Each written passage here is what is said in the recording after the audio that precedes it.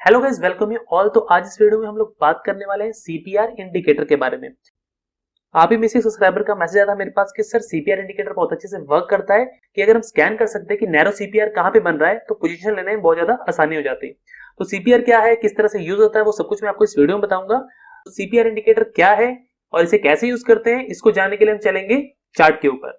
तो यहाँ पे आप देखिए मैंने एशियन पेंट्स का चार्ट ओपन कर लिया है और यहाँ पे इंडिकेटर लगा हुआ है सीपीआर। सीपीआर इंडिकेटर कैसे लगता है, स्टडीज में आप जाएंगे तो ये देखिए सेंट्रल पाइवट रेंज, इसे बोलते हैं आप सीपीआर शॉर्ट फॉर्म में। ओके, तो यहाँ पे मैंने इंडिकेटर लगा रखा है। तो आप देखेंगे सीपीआर के अंदर जब भी ये सीपीआर नैरो है, मतलब तीनों लाइनें आपस में बहुत ज्यादा पास पास हैं, तो मार्केट ने एक ट्रेंडिंग मूव दिया है। और सीपीआर का फायदा असल में एक वीवैप की तरह होता है। जैसे वीवैप में आपने देखा होगा कि वीवैप में स्टॉप लॉस बहुत छोटा होता है कि वीवैप के ऊपर कैंडल गई तो बाय और नीचे गई तो हम सेल करते हैं, तो एसएल हमारा बहुत छोटा होता है और जो प्रॉफिट होता है वो बहुत लंबा होता है। सेम टू सेम कंडीशन आपकी सीपीआर के साथ भी है। सीपीआर के अंदर देखिए आपका एसएल कितना होगा, जब भी नैरो रेंज बनेगी आपकी सीपीआर की तो वहां पे आपको ऊपर या नीचे बाय या सेल करना है और उसके बाद टारगेट आपका ओपन रहेगा जब तक दूसरा सीपीआर नहीं बन जाता, या फिर आपका जो कैंडल है वो अपोजिट मतलब इस सीपीआर के नीचे या फिर इस सीपीआर के ऊपर जाके क्लोज नहीं हो जाता। मतलब जैसे सपोज कीजिए ये आपका अक्टूबर फर्स्ट, ये वन डे का चार्ट लगा रखा है मैंने। यहाँ पे देखिए जो पहली कैंडल है आपकी, ये है आपकी आई थिंक 1 अक्टूबर की। अब यहाँ पे आप देखेंगे इस कैंडल ने इस सीपीआर के ऊपर क्लोजिंग दी है। अब यहाँ पे इसने क्लोजिंग दे दी तो हमारा एसएल कितना होगा, यहाँ पे आप क्लोज प्राइस देखेंगे इसका तो 2040.45 इसका आपका क्लोज प्राइस है। इसका मैक्सिमम एसएल कितना रखना है आपने, 55 पॉइंट का आपका टोटल एसएल होगा। अब यहाँ पे आप अगर माइनस करेंगे तो 1985 अगर आप करें अप्रोक्स, माइनस इसमें 2040 में से 1985 अगर आप माइनस कर देते हैं तो लगभग आपका 55 रुपीज का आपका ये एसएल बनता है। लेकिन टारगेट आपका कितना है, आप देखेंगे यहाँ पे क्लोज प्राइस था आपका 2040 और अभी तक आपकी पोजीशन यहाँ पे चल रही है जो कि है 2211, मतलब लगभग आपका 160 170 पॉइंट का आपका यहाँ पे प्रॉफिट चल रहा है। तो यहाँ पे आप जब भी देखेंगे आपको देखने के लिए मिलेगा, ये देखिए यहाँ से कितनी तेज उसने मूवमेंट दी है। यहाँ पे एक नैरो आपको दिख रहा है तो यहाँ पे आप देखेंगे इसके ऊपर क्लोजिंग इसने यहाँ पे दी है। यहाँ पे आप ट्रेड ले सकते हैं और यहाँ पे देखिए इस कंडीशन में जाके आपका यहाँ पे आप अगले सीपीआर जब ये बनाए यहाँ पे आप इसके अंदर एग्जिट हो गए हैं। बल्कि अगर आप मंथली ट्रेडिंग करना चाहते हैं तो उसकी बात है, अगर आप इसको कम रेंज में लेना चाहते हैं तो 15 मिनट्स में आप ले लीजिए।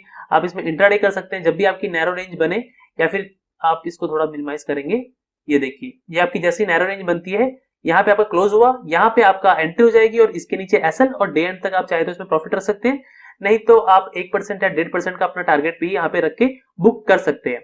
तो दिक्कत ये आती है कि इतने सारे स्टॉक्स हैं, किसके अंदर आपका ये नैरो रेंज बना है, किसके अंदर आपका ये वाइडर रेंज बना है, इसको फिल्टर कैसे करें। तो उसके लिए आप लोग यूज कर सकते हैं स्ट्रिक एप्लीकेशन का। मैं आपको दिखाता हूं किस तरह से आपको वहां पे स्कैन करना है। तो स्ट्रिक के ऊपर मैं ले चलता हूं आपको, यहाँ पे स्कैनर के ऊपर जाके आपको क्रिएट स्कैनर के ऊपर क्लिक करना है। क्रिएट स्कैनर के ऊपर क्लिक करने के बाद आपके पास ऐसी विंडो खुल जाएगी। अब आपको स्कैन करना है निफ्टी 50 के अगर स्टॉक्स लेने तो निफ्टी 50, निफ्टी 100 के स्टॉक्स लेने तो निफ्टी 100, निफ्टी 500 के स्टॉक्स में से अगर आपको फिल्टर करना है तो निफ्टी 500। तो मैं यहाँ पे निफ्टी 50 ले लेता हूँ जो कि हाई लिक्विड स्टॉक्स हमारे होते हैं, हमें मिल जाएंगे। अब यहाँ पे टाइम फ्रेम आता है, आपको 1 मिनट का टाइम फ्रेम चाहिए, 3 का चाहिए, 5 का चाहिए, 10 का चाहिए, 15 का चाहिए, 1 डे का चाहिए, किस टाइम फ्रेम पे चाहिए आपको। तो मैं यहाँ पे कन्वीनियंस के हिसाब से आप 15 मिनट्स ले लीजिए, आपका इंट्राडे के हिसाब से मैं 15 मिनट चूज कर लेता हूँ। कैंडल टाइप आपका हमेशा जो चार्ट टाइप रहेगा आपका हमेशा कैंडल स्टिक पैटर्न ही रहेगा। अब यहाँ पे आपको देखिए यहाँ पे असिस्ट को आपको ऑफ कर देना है, अगर आपका ऑन है तो यहाँ पे इसको ऑफ कर दीजिए क्योंकि यहाँ पे सारी कंडीशन हम यहाँ पे मैनुअल बनाने वाले हैं। तो इसके अंदर क्या क्या कंडीशन लगेगी मैं आपको एक बार बता देता हूँ। तो यहाँ पे देखिए सबसे पहले आपको टाइप करना है एबीएस, मतलब एब्सोल्यूट वैल्यू, ये आपका मैथ फंक्शन है, इसको आपको डालना पड़ेगा। उसके बाद आपको यहाँ पे प्लस पे क्लिक करना है, ब्रैकेट के अंदर वाले प्लस को, और यहाँ पे डालना है आपको सेंट्रल पाइवट पॉइंट। तो सेंट्रल, एक मिनट, CEN, ये देखिए आ गया। अब सेंट्रल पाइवट पॉइंट में आपके 3 पाइवट पॉइंट होते हैं, एक होता है सेंट्रल वाला जिसको हम पीपी बोलते हैं, एक टॉप वाला जिसे हम टीसी कहते हैं, एक बॉटम वाला जिसे हम बीसी कहते हैं। तो यहाँ पे आपका आएगा टीसी, मतलब टॉप में से आपको यहाँ पे डन करेंगे, यहाँ पे फिर से प्लस का साइन दबाएंगे जो ब्रैकेट के अंदर है आपका, इसको दबाया आपने और यहाँ पे मैथ फंक्शन के अंदर आप माइनस डालेंगे, यहाँ पे माइनस हो जाएगा और यहाँ पे फिर से सेंट्रल पाइवट पॉइंट आपका आएगा और यहाँ पे आपको करना है बीसी, मतलब बिलो वाला। हालांकि टॉप में से बिलो को आप माइनस करेंगे। ओके, सिंपल सा फॉर्मूला, कुछ ज्यादा इसमें कंफ्यूजन नहीं होनी चाहिए। और उसके बाद आपको यहाँ पे जो बाहर का ब्रैकेट के ऊपर प्लस है इसे दबाना है, यहाँ पे आपको लिखना है लोअर देन, ये रेंज है असल में हम जो कि कर रहे हैं वो बताऊंगा आगे आपको। ये लोअर देन हमने कर दिया क्लिक, यहाँ पे फिर से आपको प्लस पे क्लिक करना है, यहाँ पे सेंट्रल पाइवट पॉइंट सिलेक्ट करना है आपने, और यहाँ पे पीपी रहेगा आपका जो सेंटर वाला है, और यहाँ पे आपको फिर से प्लस के ऊपर क्लिक करना है। यहाँ पे मैथ फंक्शन आपका आएगा इनटू, यहाँ पे आपको इनटू दबाना है। इनटू पे क्लिक कर लिया और प्लस करके हम यहाँ पे डालेंगे नंबर। इसका मतलब आपको समझा देता हूं अभी। और यहाँ पे आप डाल सकते हैं कितना नैरो रेंज, 0.001 करना है, 0.002 करना है, कितना करना है आपको यहाँ पे कर सकते हैं। मैं आपको 0.01 के साथ दिखाता हूँ यहाँ पे। इसको मैंने डन कर दिया और यहाँ पे हम डाल देंगे CPR स्कैनर, और यहाँ पे हम सेव एंड बैक टेस्ट करेंगे। तो ये देखिए निफ्टी 50 के अंदर से जितने भी स्क्रिप्ट्स के अंदर आपका इस रेंज का CPR बनाया। अब इसका मतलब क्या है, इसका मतलब है आपका central pivot point TC minus BC। मैं आपको चार्ट पे ले चलता हूं, एक बार देख लेते हैं कौन सा है। अडानी पोर्ट्स, अडानी पोर्ट्स को हम यहाँ पे ओपन कर लेते हैं। अडानी पोर्ट्स का चार्ट आप देखते हैं मैंने यहाँ पे ओपन कर लिया है आपका। 15 मिनट्स का चार्ट लगाया हुआ है, हमने स्कैनिंग भी जो है यहाँ पे 15 मिनट्स में ही की थी। चेक कर लेते हैं एक बार। ओके, 15 मिनट में की थी हमने। अब देखिए, अब इस फंक्शन का मतलब क्या है, absolute value central pivot point top minus central pivot point bottom. तो यहाँ पे जो वैल्यू निकल रही है आपकी, वो निकल रही है जो ऊपर का आपका पाइवट पॉइंट है टॉप वाला, इसके अंदर से जो बॉटम वाला है इसकी वैल्यू को माइनस किया गया है, और इसकी जो वैल्यू है वो लोअर देन होनी चाहिए सेंट्रल पाइवट पॉइंट PP। मतलब जो सेंटर वाली पाइवट पॉइंट है उससे कितनी पास होनी चाहिए, 0.01 है, मतलब इतनी पास होगी उस रेंज को ये पकड़ रहा है। अगर इससे दूर होगी तो वो उसको यहाँ पे नहीं पकड़ेगा, मतलब उसको स्कैन ही नहीं करेगा, उन स्टॉक्स को स्कैन नहीं करेगा जिसका रेंज भी इससे ज्यादा यहाँ पे बना होगा। तो इस तरह से आप अपनी नैरो रेंज के जो CPR है उसे फाइंड कर सकते हैं। तो यहाँ पे देखिए, यहाँ पे तो पहले ही आपकी कैंडल जो है यहाँ पे बहुत दूर निकल चुकी है, तो यहाँ पे आपको एंट्री नहीं लेनी है। इसी तरह से आप ढूंढ सकते हैं इसके अंदर से कि किसके अंदर आपका जो प्राइस है वो CPP मतलब आपके सेंट्रल पाइवट पॉइंट के बिल्कुल पास है। वहां पे आप बाइंग या फिर सेलिंग की पोजीशन अपनी बना सकते हैं। इसमें कोई भी चार्ट आप खोल के देख सकते हैं। अगर मैं यहाँ पे ओपन करूंगा तो बहुत ज्यादा टाइम लग जाएगा। तो यहाँ पे आप देख लीजिए सेटिंग क्या है। फिर से मैं आपको एक बार बताता हूँ, ABS आपको टाइप करना है, उसके बाद ब्रैकेट के अंदर सेंट्रल पाइवट पॉइंट TC मतलब top minus central pivot point BC मतलब बॉटम।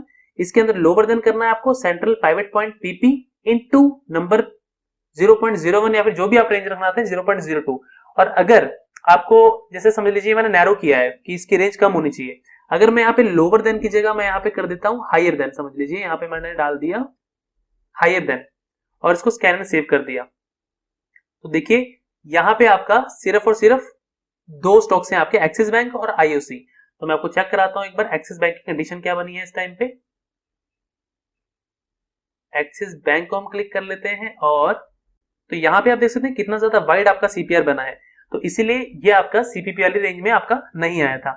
लेकिन अगर यहाँ पे होता इस मंथ के अंदर, मतलब पिछले दिन के अंदर, अगर आप यहाँ पे चेक कर रहे होते इसको, तो ये इस रेंज के अंदर आपका लोअर में आ जाता। और नैरो के अंदर आपने देखे थे कितने सारे स्टॉक्स आए थे, सिर्फ दो स्टॉक्स को छोड़ के निफ्टी 50 के अगर आप देखेंगे सिर्फ ये दो स्टॉक्स हैं जो इसके अंदर आए हैं। और अगर लोअर की बात करें तो लगभग 48 स्टॉक्स उसके अंदर गए थे आपके। हम अगर लोअर देखें यहाँ पे लोअर देन और स्कैन में सेव करते हैं